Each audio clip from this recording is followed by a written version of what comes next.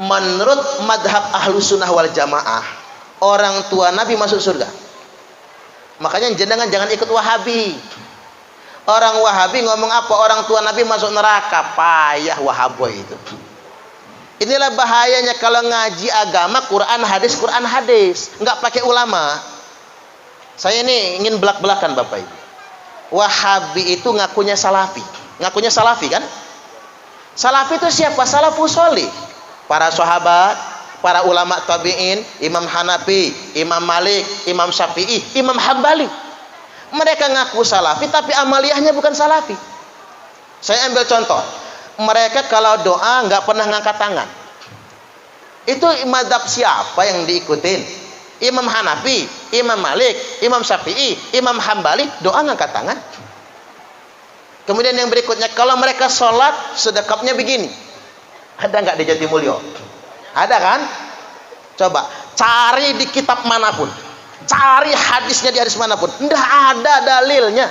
Kalau ada dalilnya saya kasih tahu dalilnya ya. Nggak ada dalilnya. Dari kitab mana?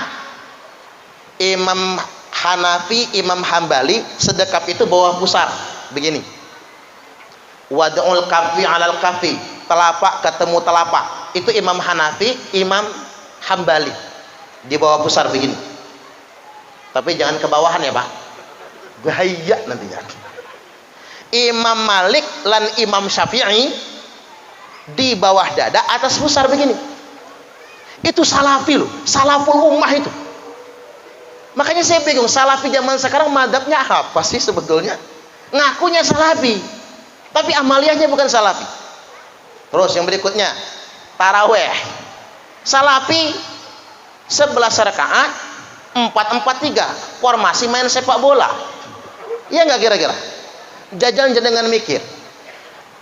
Di zaman Umar tarawih berjamaah kan di zaman Umar 23 rakaat nang masjid. Malah di Madinah itu 41 rakaat. Di zaman Utsman 23 rakaat nang masjid. Di zaman Ali 23 rakaat nang masjid. Imam Hanafi 23 rakaat dengan witir nang masjid. Imam Malik 41 rakaat dengan witir nang masjid. Imam Syafi'i 23 rakaat dengan witir nang masjid. Imam Hambali 23 rakaat dengan witir nang masjid. Nah yang 4-4-3 Imam Samudra. Mak jelas mazhabnya. Nah ini saya perlu luruskan Bapak Ibu. Jangan sampai orang itu mengklaim dia paling sunnah, mengklaim dia ahli kebenaran, lalu membid'ah-bid'ahkan orang semau-mau dia saja, seakan-akan kita ini nggak pakai Quran dan Sunnah. Justru mereka yang harus dipertanyakan. Bahaya ngaji langsung Quran hadis, nggak pakai ulama. Itu bahaya sekali. Kita ngaji harus pakai ulama, karena tidak mungkin kita menafsirkan langsung Al-Quran dan memahami langsung hadis-hadis Nabi. Tidak mungkin. Ulama yang pakar di bidangnya. Gila bang. Nah contoh begini Pak, gara-gara salah paham, gagal paham, rusak paham dan sesat paham, ada Baduy. Baduy itu Arab gunung. Orang Indonesia nyebutnya Baduy, suku Kubu. Kalau orang Indonesia itu Kubu, Baduy, orang gunung.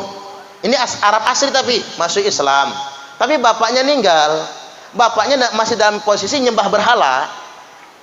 Dia tanya sama Nabi, ya Rasul, bapakku belum taslim. Kira-kira bapakku ini di akhirat nanti di mana? Finnar, neraka kata Nabi. Ngambek si Baduy, ngambek Pak. Dia langsung beranjak pergi, mau keluar pintu masjid, kata Nabi, sini dulu, jangan ngambek, kata Nabi. Inna abi wa abaka finnar. Bukan cuman bapakmu, kata Nabi, bapakku lan bapakmu podo-podo sami mawan gegoh gawoh, sama-sama masuk neraka. Oh gitu ya, Nabi nyengir, dia senang. Apa kata dia? Bukan cuma bapakku, bapak Nabi juga masuk neraka. Gara-gara hadis ini Wahaboy itu Pak salah paham.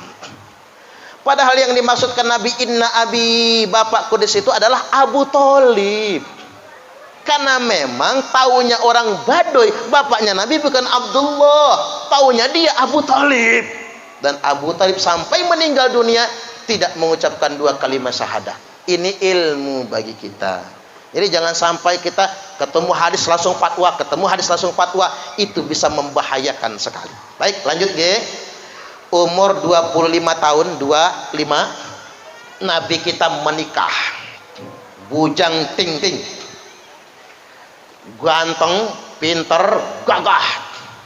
Nikah kali rondo umur 40. Ada nggak janda di sini? Mau tak ajak bawa pulang soalnya. Kalau ada 40 tahun. Itu Nabi sudah suami ketiga loh Pak. Ini spektakuler. Makanya saya katakan tadi, Nabi itu tugas risalahnya umur 40. Tapi kenabiannya sudah sejak awal. Muhammad bujang, risau dengan budaya Arab jahiliyah yang merendahkan kaum perempuan. Maka Nabi membuat sebuah pembuktian. Apa pembuktiannya? Beliau tidak menikahi gadis, tapi beliau menikahi janda. Subhanallah. Habis akad nikah, bawa ke depan Ka'bah, pegang batu Hajar Aswad. Nabi berkata, wallahi, wallahi, wallahi, demi Allah, demi Allah, demi Allah, saya bersumpah Khadijah, tidak akan kawin lagi selama engkau masih hidup. Makanya ini ilmu buat bapak-bapak. Boleh kawin lagi Pak, boleh poligami, tapi tunggu bini pertama mati dulu. Setuju nggak kira-kira? Kata bapak-bapak, bini saya nggak mati-mati Ustaz. Ya kalau bisa Pak, biar bininya cepat mati, nyari istri itu yang lebih tua, biar cepat matinya. Ternyata ditunggu-tunggu kok nggak mati-mati ya Pak ya, malah lakinya yang mati duluan. Nabi menikahi janda umur 40 dan komit nggak kawin lagi, nggak poligami. Lalu setelah Khadijah wafat, Nabi menduda 3 tahun. Bapak-bapak sanggup menduda 3 tahun? Kalau saya nggak tangguh Pak. Buruk barang tergantung. Kata orang Palembang, yang gak usah ngeres dulu mikirnya, itu orang Palembang Pak. Apa buruk barang tergantung? Kaos lampu Petroma. Kata orang Palembang begitu. Nggak sanggup. Nabi menduda 3 tahun. Lalu menikahi Sayyidah Saudah. Waktu dinikahi Nabi, Saudah sudah berumur 60 tahun. Makanya ini ilmu buat Pak Yai Jumadi. Kalau Pak Yai Jumadi pengen rabi maning, cari yang 60 tahun. Itu ibarat mobil mogok itu Pak.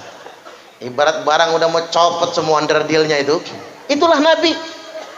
Baru Nabi diperintahkan menikahi Sayyidah Aisyah Ummul Mukminina radhiyallahu anha. Oke, enggak itunya yang saya mau bahas. Yang saya mau bahas adalah terkait cara Nabi memperlakukan istri. Akmalul mu'minina imanan ahsanuhum khuluqa wa khiyarukum linisaihim khuluqa. Orang mukmin yang paling sempurna imannya adalah yang paling baik akhlaknya. Jadi ukuran orang takwa, Bu, biar nggak ngantuk ya Pak dipanggil. Ukuran orang takwa itu bukan penampilan, ngapura nggih? Walaupun udeng-udengnya jedut pelapon, walaupun janggutnya tekan udel kayak jamu cap orang tua, walaupun sarung lan jubahnya nyengser di tanah, bukan ukuran orang bertakwa. Ngapura nggih? Bukan ukuran orang solih, bukan ukuran orang beriman, tapi ukuran keimanan adalah akhlaknya. Ini kata Nabi loh, innallaha la yanzuru ila suwarikum. Allah nggak lihat penampilan kalian, tapi iman akan diukur dari akhlaknya. Dan hadisnya ini kan nyambung. Wa khiyarukum linisaihim khuluqan. Dan yang paling baik di antara kalian semua adalah yang paling baik akhlaknya dengan istrinya. Cocok apa cocok? Bu, tanya ya. Bapak-bapak ini baik nggak sama ibu-ibu? Sayang nggak, Bu? Sayang. Hebat, hebat. Padahal ibu-ibu jawabnya sambil ngenes itu, Bu. Demi menjaga aib suami, Pak. Diomongin baik aja bapak-bapak nih.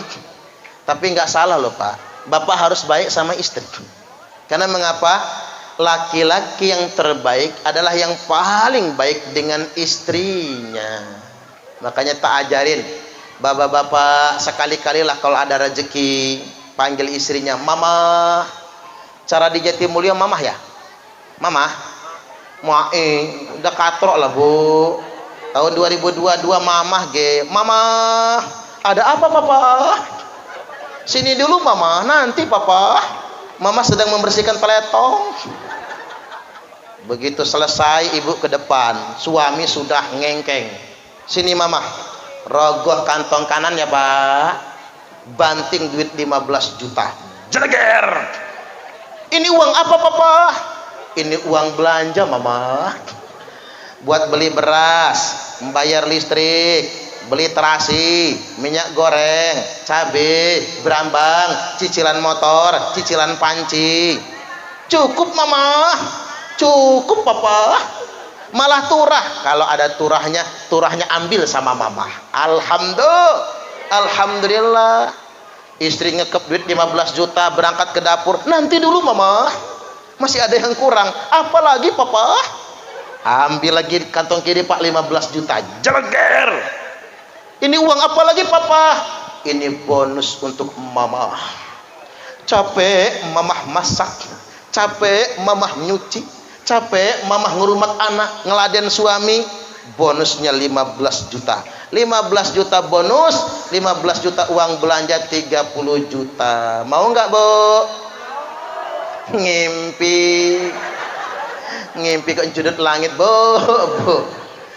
Tapi gini Pak, oke, saya nggak mau ngomporin emak-emak lah. Seandainya bapak-bapak nggak sanggup sebanyak itu ngasihnya, ya sudah, istri juga ngerti kok. Istri ikhlas, tapi ingat, perlakukan istri dengan baik. Yang penting pesan saya, jangan pelit. Setuju nggak, Bu? Karena perempuan itu paling benci sama laki-laki yang pelit dan suka mengungkit-ngungkit. Betul nggak, Bu? Nah, makanya Pak, jangan pelit. Perlakukan istri dengan baik. Dan saya kasih tahu, perempuan wanita paling suka dipuji, Pak. Paling suka dipuji. Ibu-ibu nih, kalau nggak pernah jenengan puji ya Pak, bahaya. Nanti dipuji tetangga, apa jadinya? Ingat kata orang di media sosial, jangan salahkan kopimu yang dingin, karena dia pernah hangat namun engkau abaikan. Iya nggak, Bu? Kok nggak ada kopi ya Pak ya? Kasihan jenengan adem-adem begini. Aturan ada kopi nih adem-adem begini ya. Nggak apa-apa, nyindir doang saya itu, campur belak-belakan. Baik Bapak Ibu, nggak boleh diabaikan istri. Tapi ada juga peringatan Pak, laki-laki yang rajin mencium istrinya relatif lebih panjang umur dibandingkan dengan laki-laki yang mencium istri tetangganya. Setuju nggak kira-kira? Ya jajal dibacok orang kita. Jangan macam-macam. Ini balik lagi Bapak Ibu, ibu-ibu ini harus dirayu Pak. Duit nggak seberapa yang dikasih, sesuai dengan kemampuan suami, tapi dirayu. Makanya Nabi kalau manggil istri dengan panggilan kesayangan, ya Umairah, wahai yang kemerah-merahan. Ibu-ibu pernah dipanggil kemerah-merahan? Boro-boro. Laki sekarang mah jujur, wahai coklat, wahai kuning, wahai ireng. Padahal ibu-ibu tuh mau lah Pak dipanggil kemerah-merahan. Dandan saja serba pink, kerudungnya pink, bajunya pink, androknya pink, kaos kaki pink, sendalnya pink, daleman pink, bedaknya pink, blush onnya pink, lipstiknya pink. Mana nyangkut di gigi lagi ya. Begitu lewat depan laki pengen dipanggil kemerah-merahan, apa kata lakinya? Anak babi mau kemana ya? Tega bapak-bapak nih, tega nihan. Allahu Akbar. Cuman begini Bapak Ibu, saya kasih clue-nya ini. Geger geden Lesti Kejora, tahu Lesti Kejora? Sama Rizky Bilar. Geger geden Bapak Ibu. Geger geden. Tapi ingat, hikmah bagi kita, mbok yau jangan suka nyampur rumah tangga orang. Nggih napa nggih? Itu mah urusan mereka. Mereka masih cinta ya alhamdulillah. Pak, Bu, ibu-ibu dulu, Bu. Suami kalau masih marah, suami kalau masih ngamuk, suami kalau masih nendang pintu, dia masih sayang. Dia masih sayang. Walaupun jangan berlebihan Pak, KDRT mati bini Pak. Udah dosa, masuk penjara kita. Hati-hati, kendalikan emosi. Tapi ingat, suami masih ngamuk, ya walaupun ketahuan lah lagi chatting sama cewek gitu ya. Suami masih ngamuk, tanda dia takut kehilangan. Suami masih marah, tanda dia takut kehilangan. Tapi kalau suami begini, istri kabur dari rumah, loss. Istri sudah pesan kendaraan Grab, naik Grab, loss. Istri pulang ke orang tua nggak dijemput, loss, dibiarkan, tanda suami sudah nggak sayang sama istri. Makanya kasih tahu sama bapak-bapak, yang namanya ibu-ibu tuh Pak, marah kayak manapun, pengen minggat dari rumah, aslinya perempuan itu minta dijemput. Nggih napa nggih? Minta dijemput. Kalau bisa ya Pak, begitu dia mau kabur dari rumah, jenengan ikat kakinya, ikat tangannya. Memang dia nangis, dia mengatakan kaki saya sakit, tangan saya sakit, jenengan kunci dalam kamar, mungkin dia nangis, tapi dalam hati asik, nggak jadi kabur. Itulah wanita, walaupun dia nggak mau, ngotot nggak mau, aslinya dengan cara apapun dia minta untuk dipertahankan. Maaf ya, ngajarin orang tua saya ini. Maksud saya, kalau anak berantem jangan ikut campur ya Bapak Ibu. Jangan ikut campur. Karena penyebab perceraian paling tinggi adalah orang ketiga.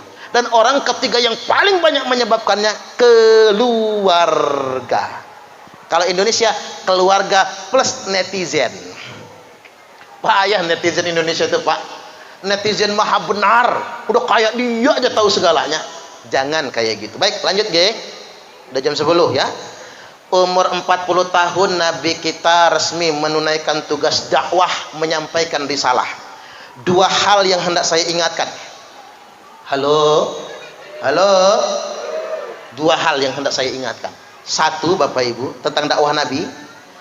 Dakwah Nabi itu dakwah yang santun, dakwah yang rahmatan lil alamin.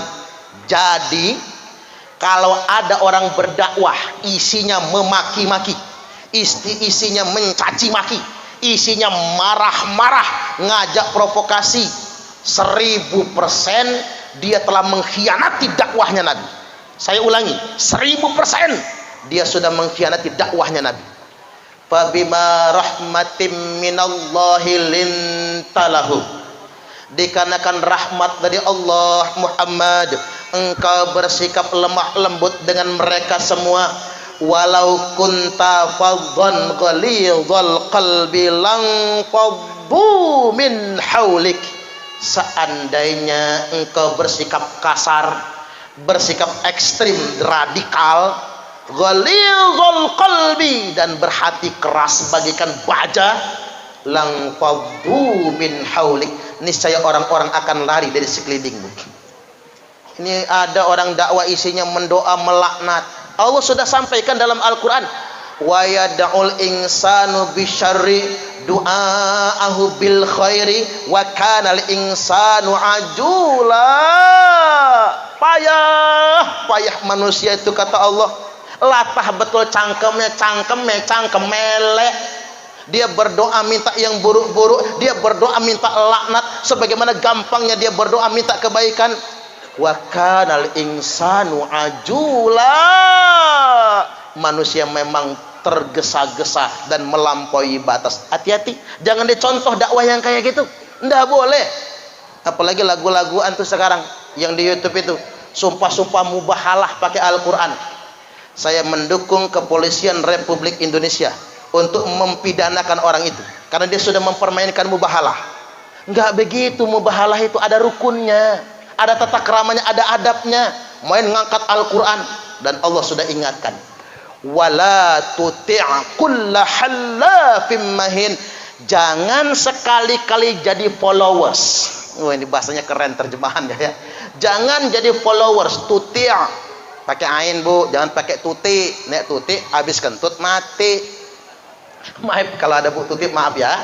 Wala tuti', jangan jadi followers, jangan di follow Instagramnya, jangan di subscribe kalau kata orang kampung, jangan di subscribe YouTube-nya, jangan di add Facebook-nya, jangan ikut-ikutan kullahallafim mahin, setiap orang yang gampang sekali bersumpah mengatasnamakan agama, gampang bersumpah mengatasnamakan Allah, gampang bersumpah dengan Al-Quran, mahin, dan dia suka bully. Makanya saya ingatkan Pak, beda pilihan politik boleh, tapi ingat, jangan pernah mengatakan kadrun, kecebong, kampret, jangan ya. Itu semua perkataan buruk, bullying.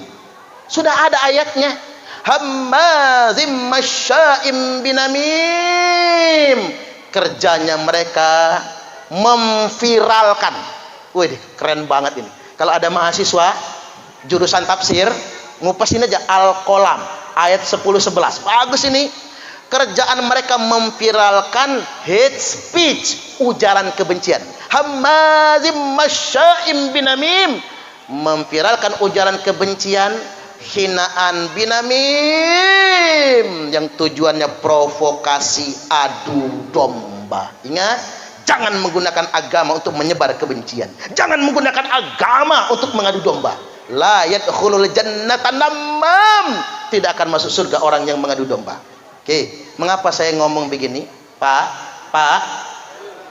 Ini agak tinggi ngajinya, nggak apa-apa ya. Sekarang sudah muncul orang-orang yang menggunakan agama, dia pakai jubah agama, pakai bahasa ayat, tapi dimanipulasi, tapi tujuannya untuk memprovokasi, bahkan melawan pemerintah yang sah. Saya ngomong begini sudah kejadian, soalnya 2010 ke sini, kan belum lama kan? 2010 ke sini ada yang disebut dengan Al-Tauratul Arabiyah. Bahasa Inggrisnya Arab Spring. Bahasa kitanya kebangkitan Islam di Arab. Ternyata Bapak Ibu, gerakan kebangkitan Islam di Arab bukan kebangkitan. Gerakan kebangkitan Islam di Arab adalah mengatasnamakan agama untuk memprovokasi dan melawan pemerintah yang sah. Lebur, remek 21 negara Arab.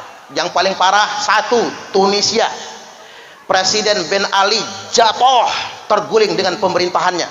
Yang menggulingkan siapa? Orang yang mengatasnamakan agama. Yang kedua, Mesir. Presiden Husni Mubarak terguling bersama pemerintahannya. Demo-demo berjilid-jilid yang mengatasnamakan agama itu.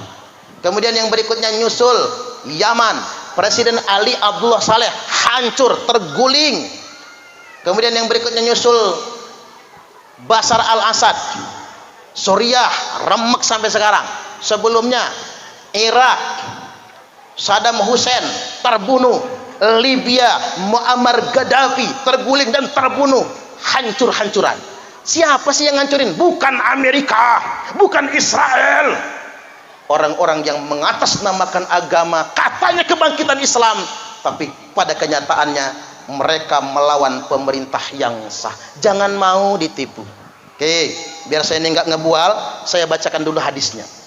Inna syaitana qad ayyisa ayya'budahul musalluna fi jaziratil Arab. Sesungguhnya setan sudah kehabisan cara untuk menggoda orang-orang yang rajin sholat agar nyembah setan. Yang sudah rajin ke musola digoda nyembah setan, tidak bisa. Yang sudah rajin ke masjid digoda nyembah setan, tidak bisa. Apalagi orang Arab, kata Nabi. Kalimatnya pakai pengkhususan. Fi jaziratil Arab, khususnya di jazirah Arab. Tetapi kata Nabi, kelemahan orang Arab. Ini untung Nabi nggak nyebut Indonesia ya Pak. Bahkan Nabi nggak nyebut orang Jawa lagi ya. Nabi nyebutnya Arab. Makanya ada yang protes sama saya, Ustadz, kok rasis amat sih nyebut Arab? Ini sabda Nabi, Pak. Nabi mengkhususkan orang Arab, bukan kita, bukan orang Indonesia. Tetapi kata Nabi, kelemahan mendasar orang Arab, walakin fitahrisi banahum, mereka paling mudah diadu domba sesama mereka sendiri. Maka hati-hati, jangan sampai ikut-ikutan kelompok yang sedemikian rupa. Nggak ada benarnya. Coba contohnya Taliban, Pak. Mereka sama-sama berjihad melawan Uni Soviet, toh ujung-ujungnya sekarang bunuh-bunuhan. Mengapa Ashraf Ghani kabur dari Afghanistan? Kalau dia masih di sana pasti dibunuh sama Taliban. Begitu. Mudah dan murah darah manusia dan mengatasnamakan agama. Oke, segitu aja yang seriusnya ya. Baik, lanjut dikit lagi. Nomor 53.